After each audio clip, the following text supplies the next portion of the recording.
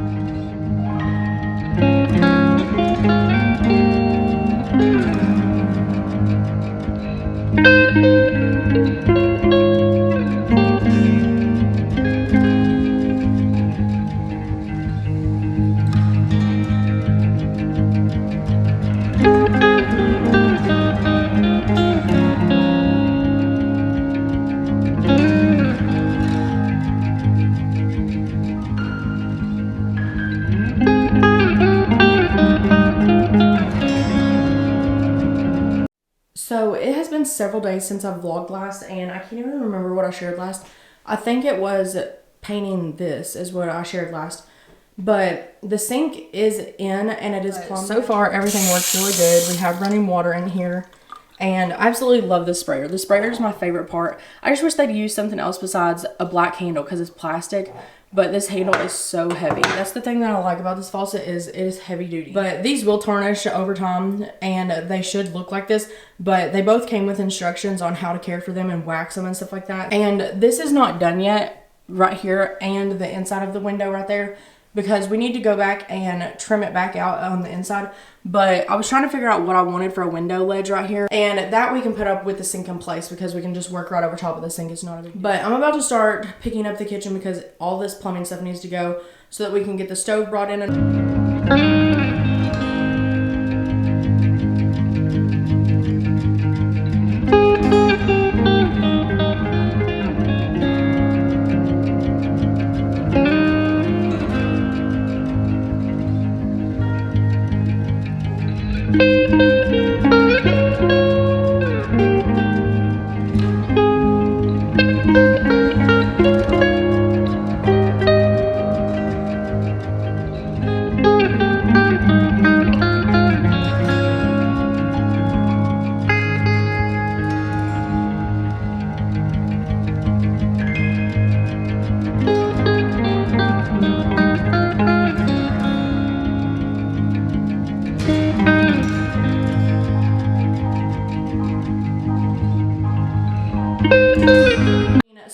right now.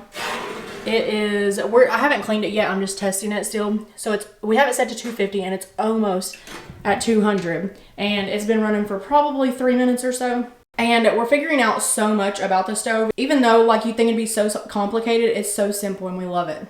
He's putting some WD-40 on the drawer there. And I still have not cleaned that out either. I was waiting on my sink to get done. So we just let it get up to temp and everything. And the oven light kicked off. It kicked back on because we opened the door. But whenever the oven's ready, it does kick the light off, which is nice. We're running about 25 degrees too high. So at 275 is whenever it kicked off. So it runs about 25 degrees too hot. But I'm glad that we know that now. We're still testing out the oven and everything. And we did notice that it's getting hot right here around this, which we knew that some insulation was gone. So we are going to re-insulate this back panel, but the side panels and stuff, they're completely fine.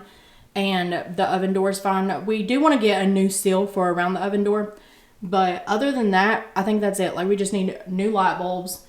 We need to get some more insulation and then get a seal for the oven. I turned down the brightness really low so that you guys could see, but we got the light working now. Ben and his dad and brother are inside the house working on framing up the pantry right now.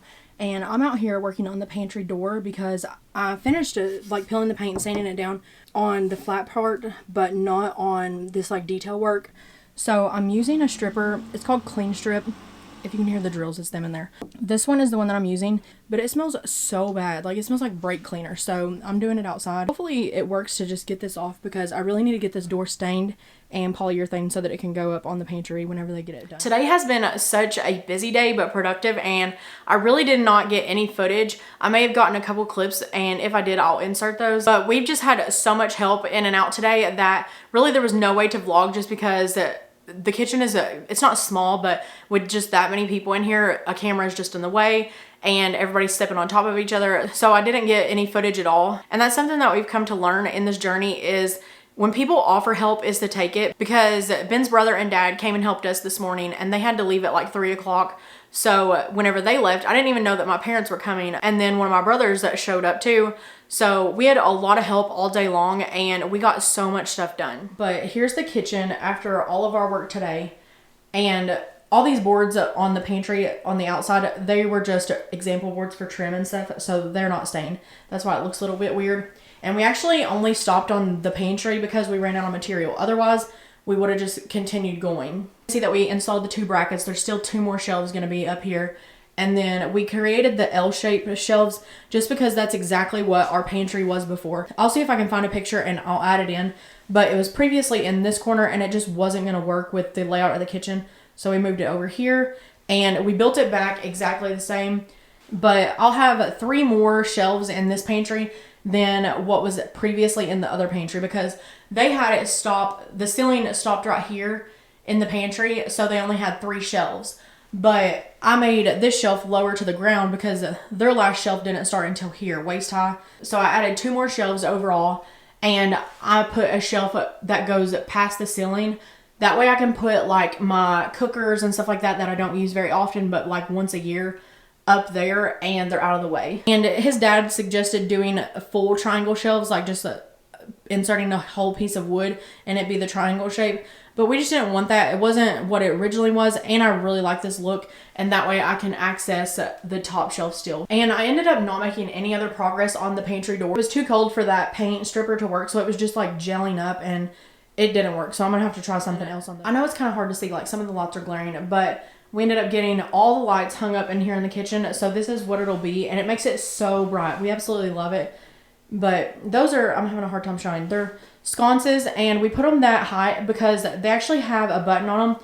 And we wired them in like that. So you can just walk up to it and click the button on it and it turns off. The way that we have them wired in is they're connected to the sink light. So if I just want to turn it all off, then I flip the switch behind the sink and it turns off that light and these 2. But if I want the kitchen light on, all I have to do is just go over and click the button on the sconces. And then this light is wired in, about 1 over there and then 1 behind me at the back door. So it's a 2-way switch. But here's the button that I was telling you about. You just press that button and it turns on and off. So I really like that. And it just kind of makes it more authentic because they used to light them with lighters and it just makes it seem more real. And I love the height. And if you guys remember, this is that huge cabinet that I ended up getting, and it came out of an old store. So what we did was we ended up taking the rotted off the bottom because there was a lot of water damage and somebody had already rebuilt it. But the way that they did it was they had 2x4s stood up on their side, and that was the legs for it. But what we did was we took all that off and put a 1x6 on the bottom to brace it. And that way it would lower it, because before it was 42 inches and I believe it sits at like 37 right now. But it'll actually go down a little bit more because right now it has two tops on it. Like, I don't know if you can tell, this one and then this also is going to be gone. So what we're going to do is take both these off and I'm going to put a new countertop on. I haven't decided on what I'm going to put back yet, like what type of countertop, but it is super, super dirty and it needs cleaned thoroughly because I don't know if you can tell, but there's just dirt all over it. But we are going to leave it this original color. And what I'm loving about this kitchen is if I do not like this piece in 6 months, all I have to do is pick it up and move it to another room. That is all I have to do. It is not nailed to the floor. It's not nailed to the wall. And that is the point of like this freestyle, like freestanding kitchen that I wanted to design.